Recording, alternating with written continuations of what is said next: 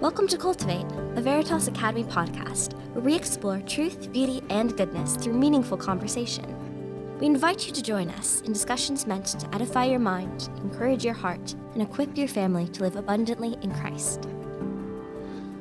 Hi, everybody. It's Ty Fischer, the head of school here at Veritas Academy. And as we come up to the start of the next school year, we're almost ready to launch the new season of Cultivate. But we know that you also need to hear a little bit of Cultivate over the summer. So we went back and we tried to think of a few episodes that are really, really good and that are timely. So as we get ready to jump into the new school year, we wanted to go back and give you a second helping of this podcast with Rhonda Forbes, our Dean of Math and Science here at Veritas. And Rhonda's going to talk about how the devotional life and the academic life are not at odds with each other, but that excellence in one doesn't work against the other. It actually works together. As we start a school year, that focus on not just academic excellence for the sake of acquiring prestige or power, but that our academic work is really us pouring ourselves out for the Lord. You know, that's one of the things that as each school year comes up, our hearts are drawn to those kind of thoughts. So we thought you would enjoy remembering this podcast with Rhonda Forbes. Hi, Rhonda. Hi, Ty. How are you? Rhonda is actually, you've not heard from Rhonda on Cultivate before, but you have heard from one of her children. Victoria DeWeese, an alum of our school, came in and was a guest on one of our first season podcasts. But today, I'm going to talk with Rhonda about something that I know she's passionate about, and that is the relationship between academic excellence and Christian devotion. So before we get started, tell us a little bit of your story. What brought you to Veritas? And talk about all that you've done here over the years, because is there anything you haven't done at Veritas Academy? I've done a lot of different things. That's true. What brought me to Veritas to begin with was when we had my oldest daughter, trying to find an education, because I immediately began to think about the fact that I thought my education was a bit lacking. It did not connect subjects so that I could see that math and literature and history are all integrated in God's world. It also didn't bring God into the picture. I went to a secular school, and then when I got to college, it kind of hit my feet out from under me a little bit as I saw that my really intelligent professors, who I admired a lot and respected their knowledge, completely undermined the idea of faith and thought that was ridiculous. And so when Scott and I had children, we decided we wanted to have an education that challenged them, but also that they would see God through it and that they would know why they believe what they believe. They wouldn't just get to college and have to figure that out on their own. Yeah, and Rhonda plans ahead. I know this because I think that she and Scott visited in one of the early years of the school. And I think Victoria was 2 or 3 years old when you visited. 3. Yeah, they were like, so how does she enroll in kindergarten? I was like, well, first thing she does is grow up a couple of years. So, but there's so many times around our culture. We're gonna talk today about that relationship between academic excellence and Christian devotion. And over the years, we thought a lot about excellence at Veritas. But so many times in our culture, those two things get divorced. Mm-hmm. If you are interested in academic excellence, that means that you're not interested in heartfelt devotion. And if you are interested in heartfelt devotion, who cares if you know anything, about books and learning and things like that? So why should educational excellence be crucially important, particularly at a Christian school like Veritas Academy? Well, because we're called to do all that we do to the glory of God. And that means when Jesus declared that we were to love the Lord our God with all of our heart and all of our soul and all of our mind, he's talking about the entire person. And if we were to do everything that we do excellently, that means we should be the most excellent teachers that we can be. We should be the most excellent students we can be. And we should explore things that maybe don't come easy, because then we will see God's character in a different way. One of the things that I really felt passionately about when I was looking into education for my kids is that they would not be allowed to be segmented into a certain area of interest. I was at a school once here in Lancaster County, and someone said, if you like the dramatic arts, you don't have to take any classes outside of the drama building after your freshman year. And I was like, oh no. Exactly. Right. Exactly. I wanted my children to see God in every aspect. I want them to be lifelong learners. And that's what my heart is for my students as well. I think an excellent education can't be divorced from Christian devotion, because if you're excellently educated, you're going to see God's character, and you're going to be excited about his hand of providence through history. Yeah. Now, we're recording this podcast at a time when, if you look on the internet or if you open the newspaper, I still open newspapers. But if you open the newspaper, there's a lot of talk going on about academics and schooling and excellence, but it's being defined very differlike in many places. So, sometimes, I've even heard, some of the academic objectives would like aim toward activism. And if you're not an activist, you've not really learned. How do we define academic, or how do you define academic excellence? Just to make it even more personal. I define academic excellence as the ability to be challenged in every area that you're studying, the desire to learn more, or to at least talk to people who are excited about other areas, and the ability to teach yourself something that you may not have learned in the classroom. The reality is that, especially with math and science as my focus, our students are going to have jobs we don't even know about right now. We haven't even thought of them. And so if I become too pragmatic on, I am going to teach them to do 1, 2, 3, 4, and that's going to prepare them for life, I am sadly going to be disillusioned in just a couple years. Yeah. And so I want my engineers to come out understanding the history of the world, so that they understand the application, and that they look at literature that asks them the what if questions, where you deal with ethics before we even have the ability. Yeah. I mean, science fiction is fabulous for that. And I want to have historians who understand the importance of science and math and helping us to understand the world, so that they make good decisions for governments and planning what our societies should look like. And I think when we segregate one area of expertise too early, we're robbing opportunity costs from our next generation. Yeah, and we had a guest at one of our board meetings once who was a local superintendent of a school district here in Lancaster. And he came in, he was friends with one of our board members, and he had the best PowerPoint presentation I've ever seen. Like it was timed out to music, violin music from Last of the Mohicans, and you felt like the lights should be flashing, and the things would pop up on the screen, and it would say, "We're preparing kids for the careers of the future." Then the next one would say, "And we don't know what those careers are." Yes. And the next one would say, "And the technology that those careers will be centered around does not currently exist." And I'm kind of thinking this is going to head in like a hopeful direction. And then the lights came on, and I said, "So you got the answer?" And he's like, "Oh no, we don't have the answer. We're just," I'm like, no, please. So many times though, like you're talking about the kind of educated person who is given the ability to know facts, to know how to think about things critically, but then that can take something that they don't understand and figure it out. Absolutely. Okay. Now, it's interesting. You and I were on a committee here at the school a few years ago that were looking into things like AP courses and concurrent credits and things like that. So a lot of times our culture wants to define excellence really around the standards of AP, which come from the College Board. So why don't you define excellence by AP courses or SAT scores or other popular ways of defining excellence in education today? AP courses are rigorous, but they are restrictive in their curriculum. And so when you are teaching a course with an AP level of study, students have certain things that pique their interest.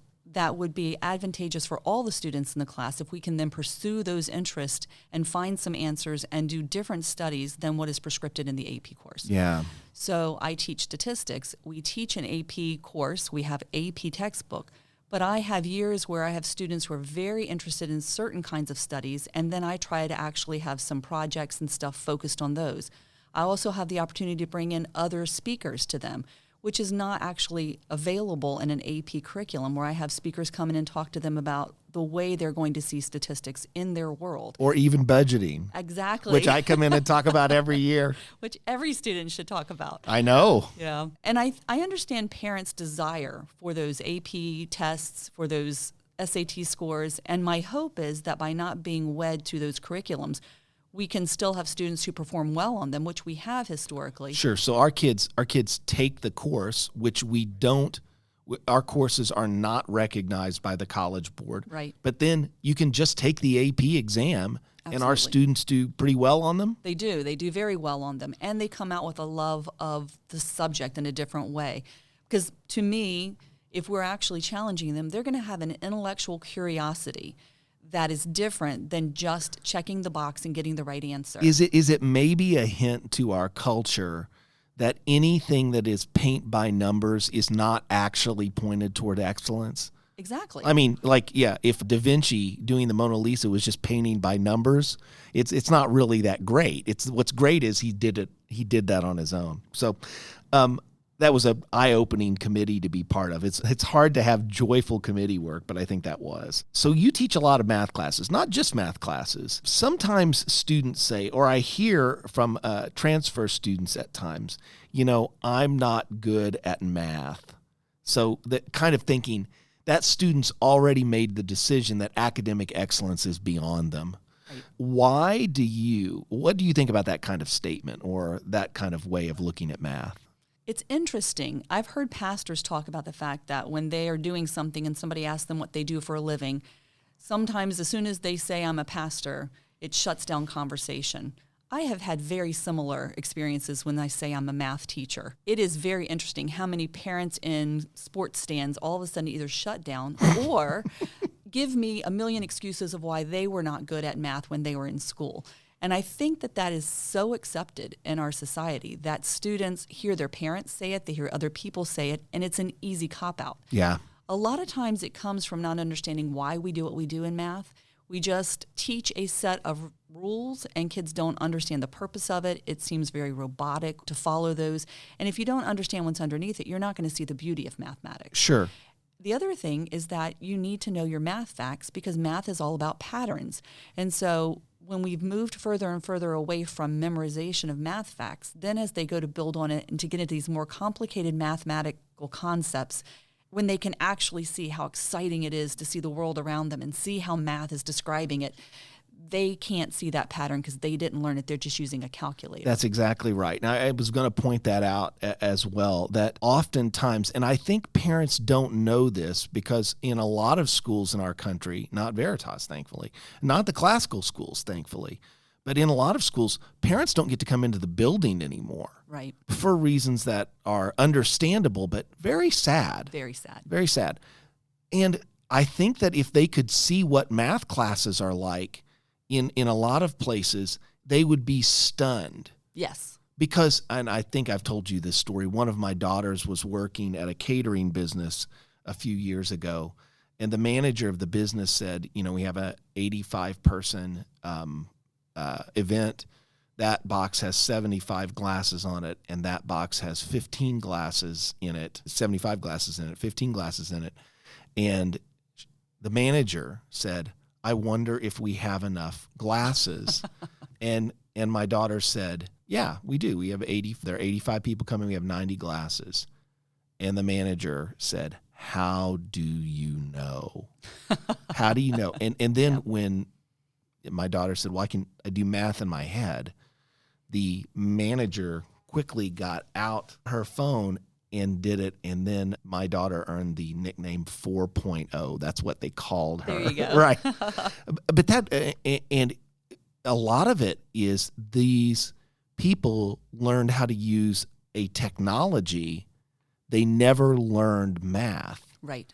And if you don't learn math, all of that beauty eventually just goes away. You're not enabled to see it. It would be like reading a book and still sounding out every single word using phonics. That you're not going to have the beauty of going to another world and experiencing something different because it's such drudgery. And math is very similar. Yeah, that's a good analogy.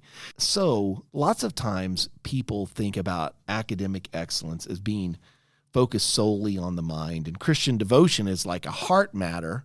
So there's this mind-heart dichotomy. As a believer and as a teacher, what do you think about that dichotomy? I think it's a false dichotomy. I think that is a self-serving cop-out where they're saying that only certain interests or certain ways of experiencing life are more valid or more important than other ways. And if you look at somebody like Daniel, I mean, he was one of the smartest men in the entire nation. Empire, yeah. And he was used mightily by God. If you look at Mordecai, he was doing a fabulous job in Esther. He was working in the gate, and he becomes the Grand Vizier after Haman dies.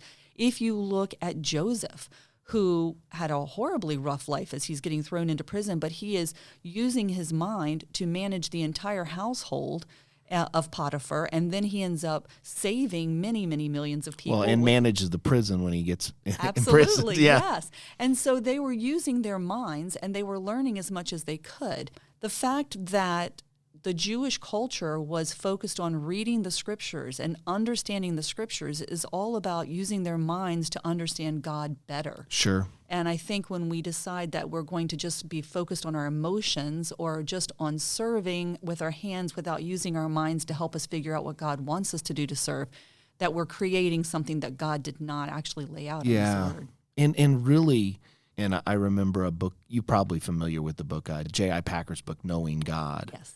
And I think that was one of the first books that helped me to see that the connection between knowing and understanding should be something that drives us to devotion, not that pulls us away from being devoted to God, but that drives us to being devoted to Him. So, yeah, that's a dichotomy that we here at Veritas want to fight against. We don't like that. I think a lot of it comes down to humility. People see those people who pursue intellectual pursuits as being arrogant and seeing that they can figure it out. And sometimes they are. Absolutely. Those people who are doing good works to earn their salvation are also being arrogant, thinking they can do it on their own. I think that's a human frailty that we bring to every endeavor we do, and that doesn't excuse the idea that we should still do all that we do as excellently as he can to God's glory. Yeah. Pastor Don Stone came down from Allentown. It was one of our graduation speakers. And he said this, that God is not against effort. He is against earning. Absolutely. And I think that when you think about that in so many contexts of life, that we pour ourselves into the academic work that we do here at Veritas, not because we're trying to earn something. Now, there are students trying to earn grades, and I kind of talk with them like that's a good thing to be after, but it's not the ultimate thing. Right. The ultimate thing is we pour ourselves in because we love learning about these things. And as our hearts are stirred up to love them, we want to know more about them. Absolutely. So finally, I want to ask this question. If parents, anytime a parent is at a school, you could go to the head of school and say, boy, is this an excellent education? And he would say, yes, it is.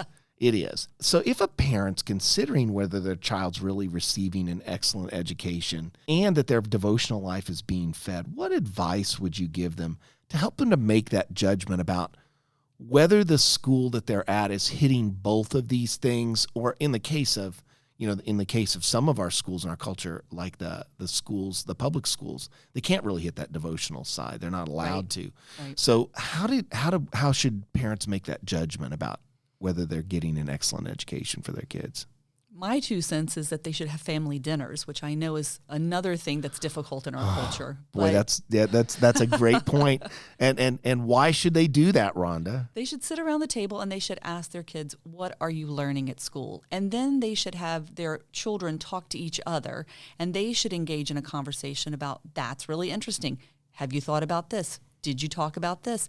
And as you can see your children talk across the table, they realize that what they're learning in 3rd grade is also interesting to the sibling across the table in 5th or 6th grade, right. is also interesting to mom and dad. And as much as we could, we would bring in, isn't that amazing that God did this? Look at that. And that helps your children to see that the devotional life and their love of the Lord is part and parcel with the learning. Yeah.